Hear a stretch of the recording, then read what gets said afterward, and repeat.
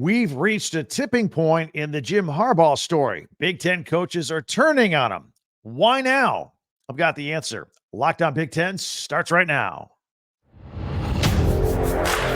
You are Locked On Big Ten, your daily podcast on the Big Ten Conference. Part of the Locked On Podcast Network. Your team every day.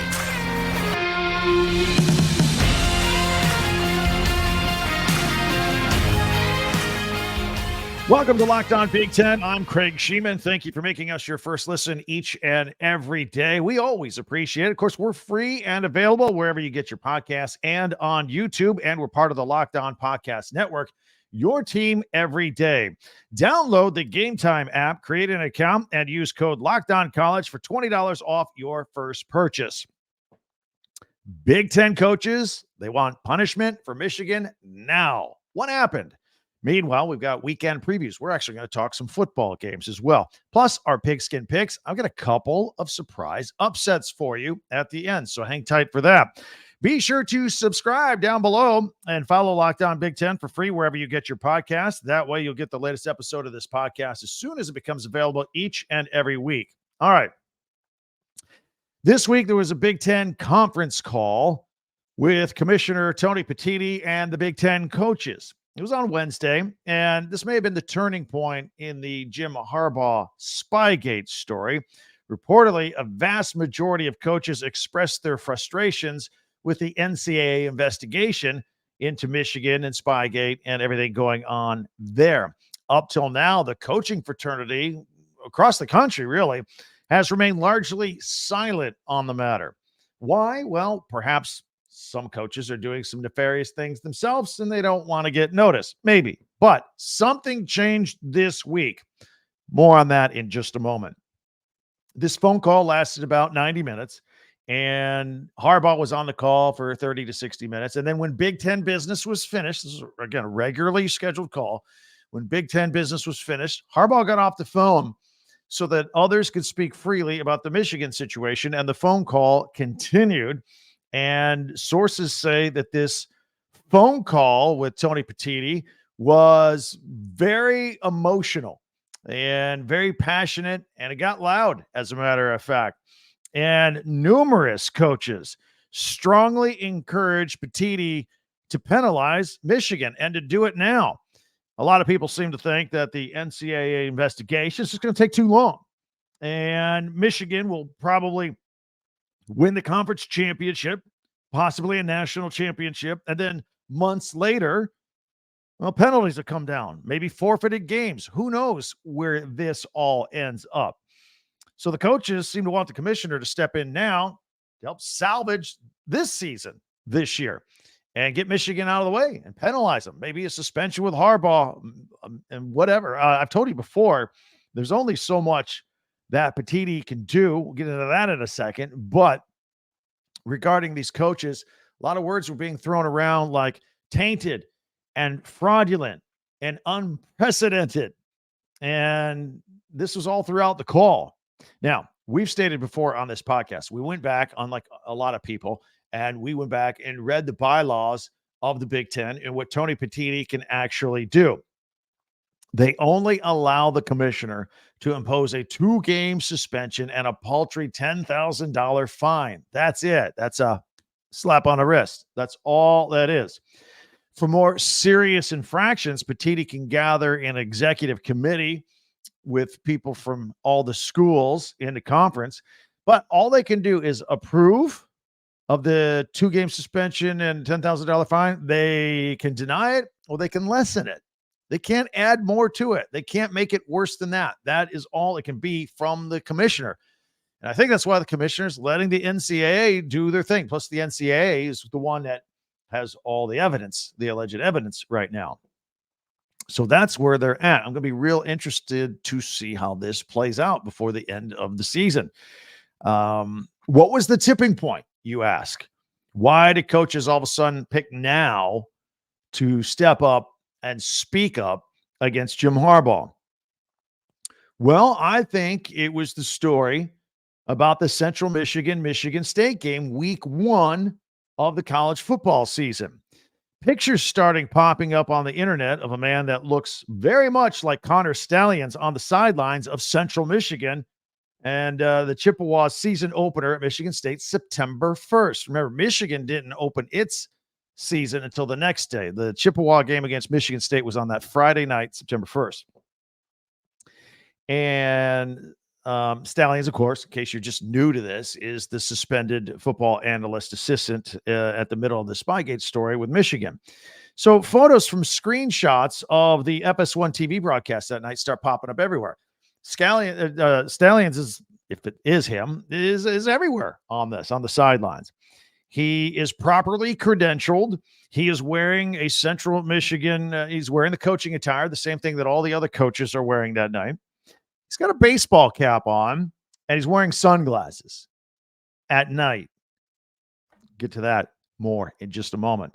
But honestly, the first few times that I saw these photos popping up, and it was comparing a known Stalions picture with this one on the sideline of the Chippewas side by side. Yeah, they do look like exactly the same guy. I thought it was a joke. I thought the photos were photoshopped. I thought it was the internet being the internet. I was actually waiting a day before I started really commenting on all this. But then a strange thing happened this week. Central Michigan itself gave credence to this theory that that man on that sidelines might have been Connor Stalions, and he might have been spying on Michigan State. Chippewa's athletic director, Amy Folan, said the university was looking into the incident. And then head coach Jim McElwain gave more credence to the story after his Tuesday night 37-31 win versus Northern Illinois. He was asked about it. He said that everybody is aware of the picture floating around with the sign stealer guy. That's what we call him, the sign stealer guy. And he says they don't condone sign stealing, and his people are doing everything that they can to get to the bottom of it. He also said that Connor Stalions' name was not on any of the passes that were let out that night. I'm going to use those comments later on and wrap all this up with a bow. So hang with me for a minute. So these passes, he had a pass on. It said VB, the pass for credential. It's designed for visiting bench area. That's why it says VB. This is different, and it's more exclusive than the general sideline passes that are issued. The VB gives access to the sidelines in between the 20-yard lines. That area is for players, coaches, trainers, and equipment staff. That's it. And schools usually issue a finite number of those passes, usually about 50 for non-squad members. So I got a lot of questions here. This alleged Stalions figure is seen standing next to several Central Michigan football assistant coaches on the football team. Now, I know the season was new. It was the first game. But are you telling me that not one assistant coach looked over and said, yo, dude, who are you? And what are you doing here? The coaching staff knows each other. They've been together all summer long and some longer than that. You going to tell me that this fresh face on game one, that somebody's going to go, dude, who are you? Second, let's talk about the sunglasses at night. I mean, who does he think he is? Deion Sanders? Are they a disguise, kind of keep a low profile, or are they smart glasses with a little camera built in so he can record the Michigan State sideline? Look, it sounds a little James Bondish, but smart glasses are a thing. They exist. It could be a possibility. Now, I've gone back and forth from thinking either Harbaugh has masterminded the biggest spy scandal in the history of college football, and I've wavered to the other side of wondering whether Harbaugh actually knew everything that was going on. This is just, it's crazy. And surely at least he knew something. I'm not going to let him off the hook totally there. But, somebody was paying for this operation, and Stalions only makes $55,000 a year. But did Harbaugh know the extent of what was going on? I mean, Stalions is an ex-military guy, apparently with some special ops skills. This is a guy that wrote the 600-page manifesto, not 600 words, 600-page manifesto detailing how he would be in charge of the entire Michigan football program within 15 years. Maybe he went rogue. I don't know. We don't know. But these pictures of him on the sideline of the Chippewa Spartans game has gotten everybody's attention. All these pictures, all the still frames, they were from the FS1 broadcast that night. They're posted all over the Detroit Free Press. They got every one of them. So a lot of people are thinking, yeah, that's him. I'm curious about Chippewa coach Jim McElwain's comments that we mentioned earlier. And I think they're key to this entire story this week. And I'm going to tie them all together here and put it in a bow in just 1 minute. So all that coming up right here on Locked On Big Ten. So I want to tell you about Game Time. You go to a sporting event or an event, you need tickets. And it's cool. Somebody else offers the tickets, but if you've got to get the tickets, now that's a little stressful. Not anymore. You can download the Game Time app. It's the fast and easy way to buy tickets to absolutely anything. They got last-minute tickets, flash deals, zone deals, and they show you the view from the seat you're about to buy. You can look at it on your phone, say, all right, that's a good view. I like it. Let's buy it. Game Time has deals on tickets right up to the start of the event and even an hour after it starts. I told you I've lived in LA. People show up late to events all the time. It's no big deal. When I lived in LA, it's just the way it is. It's a place to find last-minute seats. You can find exclusive flash deals and sponsored deals on tickets for football, basketball, baseball, theater, comedy, whatever you think of, whatever has tickets, you can get them with Game Time. And the Game Time guarantee means that you always get the best price. If you find tickets in the same section and row for less, Game Time will credit you 110% of the difference.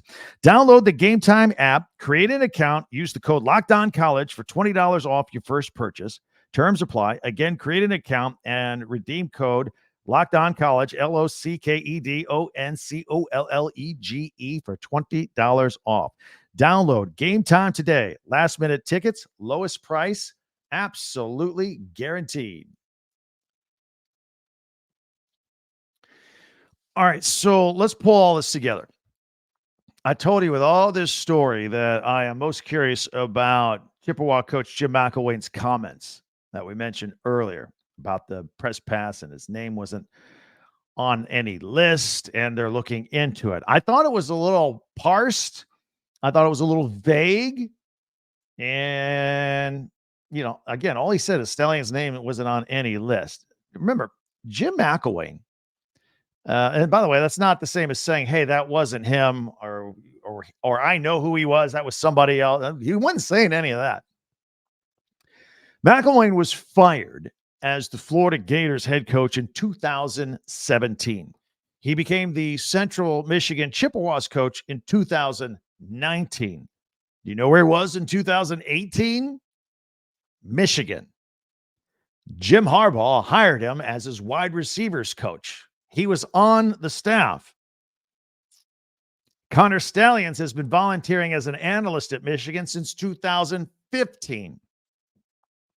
It's highly unlikely to me that McElwain and Stalions, it's highly likely that they knew each other. Highly likely that they knew each other. And I find it highly unlikely that McElwain didn't recognize him or did not know that Stalions was on the sideline September 1st, in my opinion. I think that's the bottom line here. That, my friends, is the pin in the grenade. That's the thread in the sweater that just got pulled. And I think that's what everybody else thinks. And that's why I think the coaches in the Big Ten all of a sudden decided to break that code where they don't talk about other coaches' business. And they got on that phone call with Tony Petitti, says, we got to do something. We all know what's going on. We got to punish Michigan. That's what I think that was the turning point for the coaches this week, turning on Jim Harbaugh.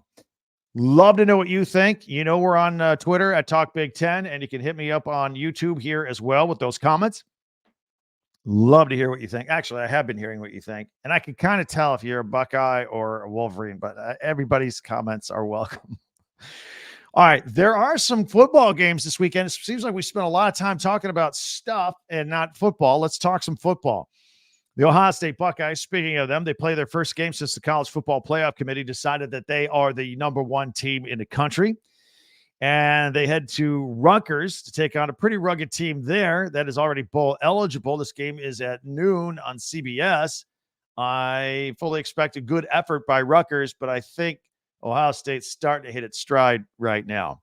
Wisconsin is at Indiana for a noon kickoff on the Big Ten Network. The Badgers are pretty banged up at running back, and they're in the middle of a four-way tie for first place in the West. It's a big game for them. Also, the Hoosiers are starting to play a little bit better. Even though they lost to Penn State, that game, again, was tied at 24 with 90 seconds to go up there. I thought that was the best game of the year for the Hoosiers. So now they come home. We'll see what happens there. I also expect some sort of tribute at this game. It'll be very emotional for the fans regarding Bob Knight, who passed away this week at the age of 83.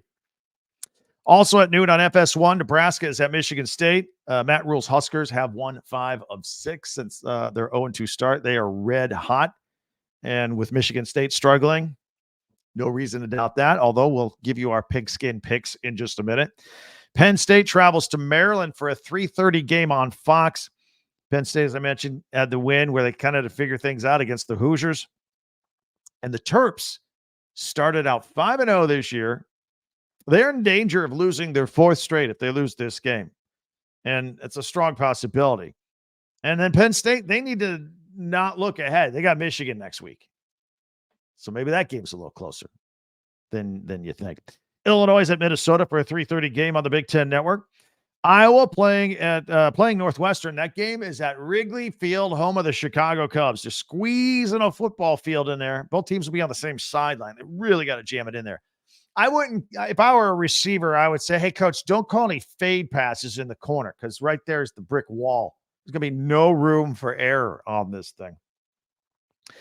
The point total was 29.5. I think it's back up to 30.5 right now, but it was the lowest point total in like the history of Vegas and major college football. I still might take the under on this one. It's going to be a low scoring game, no doubt. Purdue is at Michigan. That is at 7:30 on NBC national television. And of course, we got 2 NCAA investigations. We got an FBI investigation. The Wolverines were on bye week this week. They are chomping at the bit to play football and have something else to concentrate on. It's going to be a long night for Purdue. Absolutely long night for the Boilermakers on this one. By the way, at halftime of that game, Purdue and Michigan on NBC, flip over to YouTube. We're going to go live, Locked On Big Ten, live on our YouTube channel at halftime of that game on Saturday night. That'll be around 9 o'clock. We've been doing that lately the past couple of weeks. That time seems to work out pretty well. Before we do our picks, I want to thank everybody for making us here at Locked On Big Ten your first listen each and every day. Be sure to subscribe down below before you're done, please.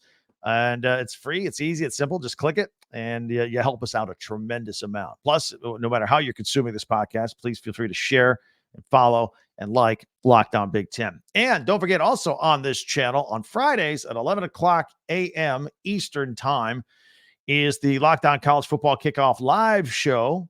A lot of people work on that here from the Locked On the schools and channels. And I'll be on there for a couple minutes previewing the Big Ten games as well. So always check. If you missed the live version, it's on there right afterward. It's taped. You can watch it whenever you want. It'll be on this channel, though, along with the other Locked On channels. So feel free to check that out. All right. Our Pigskin Picks, I will tell you, I think, unless I change my mind in the next minute, I got a couple of upsets for you. I'm predicting this week on Pigskin Picks. That is all coming up right here on Locked On Big Ten.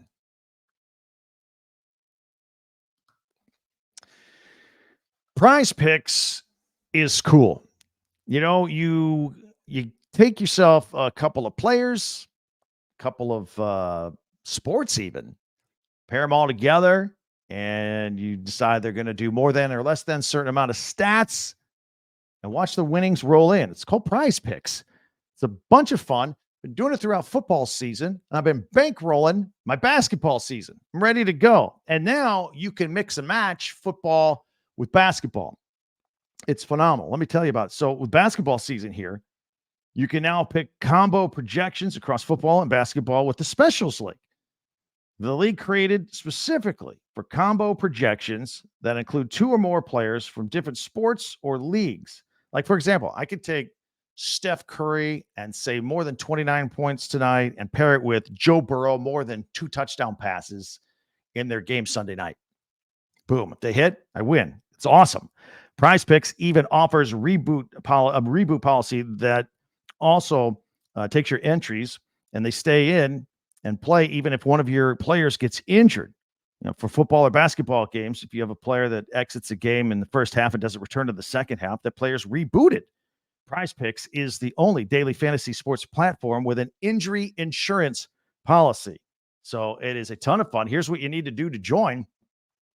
Go to prizepicks.com/LockedOnCollege and use the code LockedOnCollege for a special deposit match up to $100. Again, go to prizepicks.com/LockedOnCollege and use code LockedOnCollege for a first deposit match up to $100. Prize Picks. All right, it is time. It is time for our Pigskin Picks. Get you ready for the weekend. Always look forward to that. And I'm going to put them up on our screen here so you can check them out. And if you're on audio only, we'll go into detail here. Here we are. Our picks from last week, we went 4-1 and overall 65-13. Now, keep in mind, if you're new to us, I just do money line. I just pick the winners and losers. I'll give you some advice on the point spreads and the point totals. If you want to do all of that with FanDuel, by the way, our good friends, that's where we get the lines from. So let's check this out. We're going to start off with Ohio State at Rutgers. It's an 18.5 point spread here. The over-under at 42.5. Like I said, I think Ohio State is on a roll. I have a lot of respect for Rutgers. These are two good defensive teams. It would tempt one to take the under, but I do think Ohio State is on such a roll. I think it'll crawl over the number at 42.5. I think this is a closer game for about a quarter and a half, a little punch mouth kind of game. And then Ohio State pulls ahead and I'm going to say they win by 3 touchdowns. Okay. So they could do cover. That's what I think, but I will take the Buckeyes. Here's one of my upsets. Wisconsin, an 8.5 point favorite at Indiana, over under at 45. I'm going to take the Indiana Hoosiers. I think the Wisconsin Badgers are banged up. They're really injured, and Indiana's starting to play well. The over-under at 45 is probably right on the number. I would probably stay away from that. But, yeah, I'm going to call it. Indiana, their big upset win over Wisconsin this weekend. All right, I'm a little nervous about that. Nebraska, Michigan State. I'm surprised here that Nebraska is only a 3-point favorite. Over under at 34.5. That's also about right. Maybe I'd take a smidge under. It will be a low scoring game, but I also at the same time, in the same breath, I'm surprised Nebraska's only a 3-point favorite. I think they're starting to roll. They won 5 of 6. Michigan State is just it's trouble. They don't have anything going their way, but I will take Nebraska to win this game. Penn State, an 8.5 point favorite at Maryland. I think they win. I think they cover, and I think they hit the over at 51. Illinois is at Minnesota, 1.5. Vegas thinks this is going to be a close game down to the wire. I agree with them. I think Minnesota is the better football team. Illinois just hasn't put it together yet this year. So I'm going to go ahead and go with Minnesota on this one. And the over-under, I'll take the under. Take the under 43, low scoring game. Iowa -5 against Northwestern. That's the one at Wrigley Field. I don't know how I feel about this one. I was going to make this one another upset special and take Northwestern, but I'm going to take Iowa to win this game. I don't know if they cover though. 5. That's for Iowa. That's huge. They win their games by 1 or 3. I'll take Iowa to win. I don't like them to cover the 5. Definitely take the under 30.5. And finally, Purdue at Michigan. Michigan is a 32.5 point favorite. The over-under at 50.5. Michigan may cover most of that 50 by itself. They're going to put the beat down on Purdue this weekend. Again, it's trying to stay focused with all these investigations and media reports. Michigan is going to love being in between the chalk on the football field and forget about the rest of the world for a little while. They're going to blow the doors off the Purdue Boilermakers.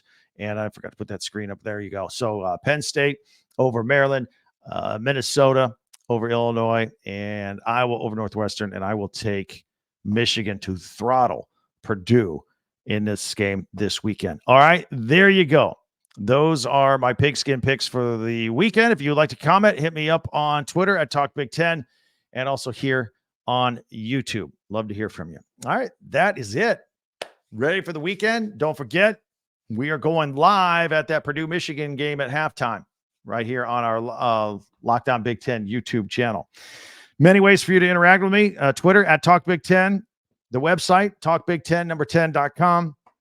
Be sure to subscribe and follow this podcast right now for all of your favorite on your favorite podcast app, and you'll get the latest episode of Locked On Big Ten as soon as it becomes available each and every day. Also invite you to check out our friends on the Locked On Sports Today podcast for the latest on everything going on in sports. Until then, have yourself a great time. I'm Craig Sheeman for Locked On Big Ten.